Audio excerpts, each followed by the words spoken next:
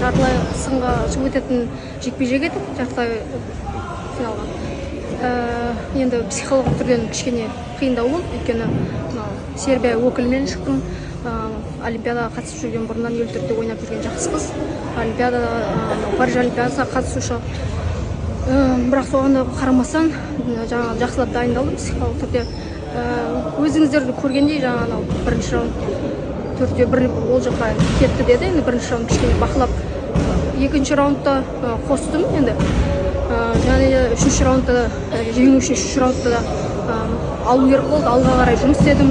Енді бокстың заңдылығы бойынша енді кім алдыға қарай жұмыс істеп, кім жеңіске деген сәл болса жігерлігін көрсету керек деп бапкерлеріміз айтқан басында. Соған енді үшінші раунд енді алдыға қарай жасап, атака жасадым, бірақ енді көрдіңіздер. Жеңіс ұрланды деп жатыр ғой Жайна. Өзің қандай пікірдесің?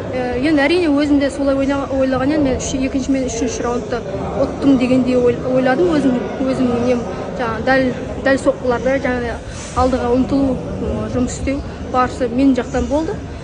Бірақ енді көріп отырсақ, спорттың осындай жақтары бар. Жергілікті өкілдің бір бас жоғары оту керек, қатты айқын көрсету керек. Бірақ енді амал жоқ.